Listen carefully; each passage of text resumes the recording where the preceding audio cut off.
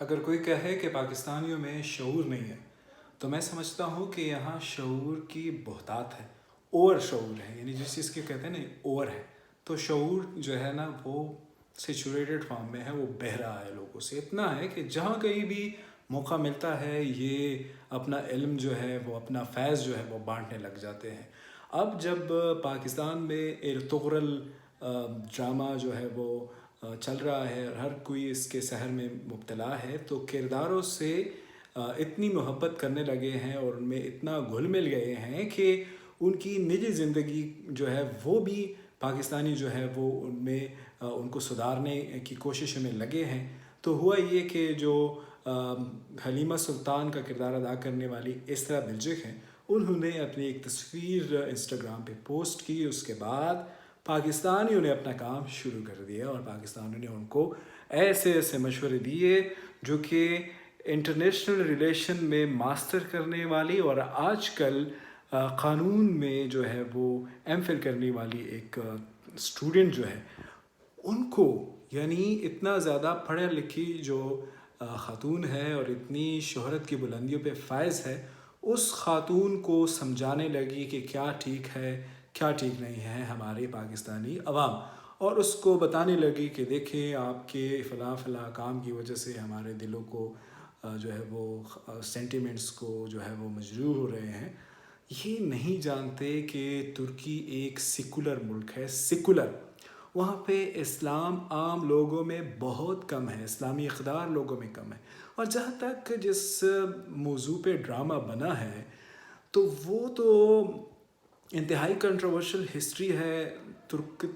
جو سلطنت عثمانیہ ہو یا خلافت عثمانیہ ہو، دونوں انتہائی کنٹروورشل، خون ریزی، انتہائی میں کیا کہوں کہ ظلم و بربریت کی ایک بڑی ہسٹری ہے، اور اس کنٹروورشل ہسٹری میں چونکہ بہت زیادہ چیزیں ہسٹری کا حصہ ہے، اور ایک ارطغرل غازی جو ہے اس کا کوئی اتنا زیادہ کردار نہیں ہے اور اس کے بارے میں لوگوں نے لکھا نہیں ہے، تو ترکی نے بھی سوچا کہ چلو اس کے بارے میں تاریخ خاموش ہے تو اس کو ایک ہیرو بنا کے جو ہے آرٹیفیشلی لوگوں کو اپنے کلچر اور اپنے نیشنلزم کا چورن بیچنے کا ایک طریقہ نکال لیتے ہیں، تو انہوں نے اس طرح ہی کیا۔ اب ارطغرل غازی کی تاریخ جو ہے وہ نہیں ہے، ہاں اس کے بیٹے کی تاریخ ہے،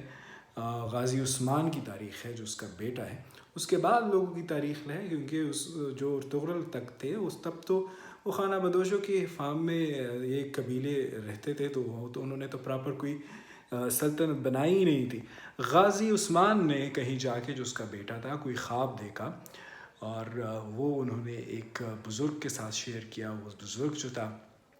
انہوں نے اس کو بتایا کہ جو ہے آپ اس طریقے سے پوری دنیا پہ حکومت کرنے والے انسان بنیں گے۔ اس بزرگ نے اس کے ساتھ اس کے اپنی بیٹی کی شادی بھی کرائی، یہ کوئی سلسلہ چل گیا، کہیں انہوں نے پھر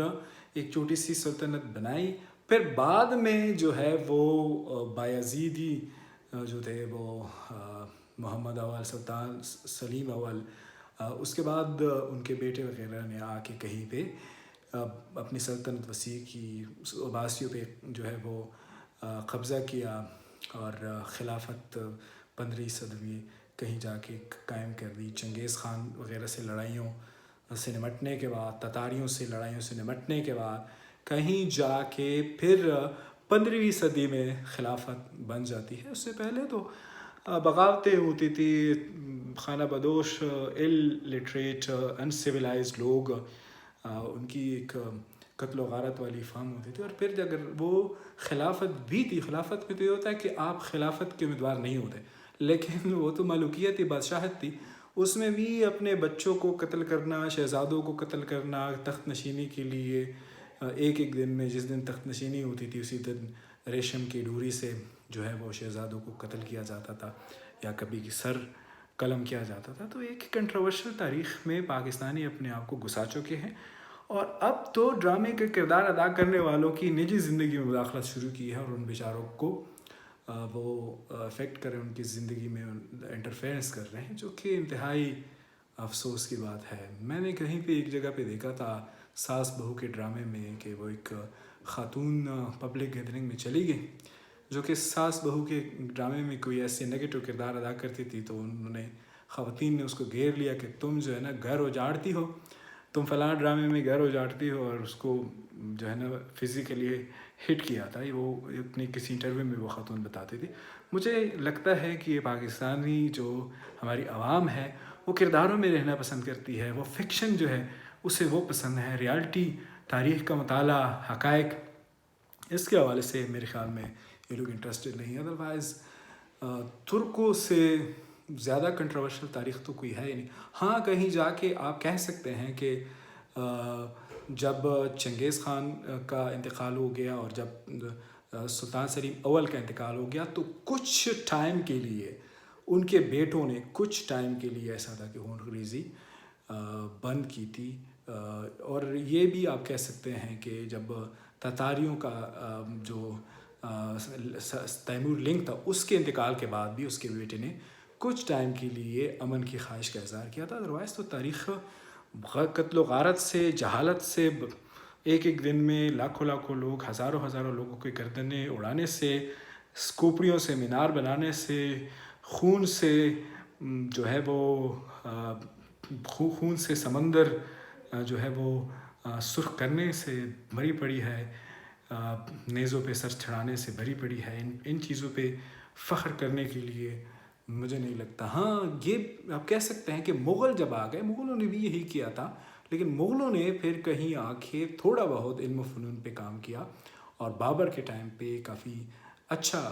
جو ہے وہ ان کا ٹینیور رہا. پھر اس کے بعد عالمگیر نے بھی اچھا کام کیا. لیکن یہ جو ہم ترکوں کو جو ہے وہ ہم نے اس کو آئیڈیلائز کیا ہوا ہے، یہ بہت نقصان دہ ہوگا. اور مجھے لگتا ہے کہ جس طرح کہ حلیمہ سلطان کی وجہ سے آپ لوگوں کے سینٹیمنٹس ہارٹس ہوئے ہیں،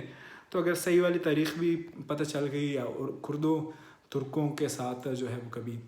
پالا پڑ گیا تو اور بہت زیادہ سینٹیمنٹس آپ لوگوں کے ہمارے ہارٹس ہوں گے.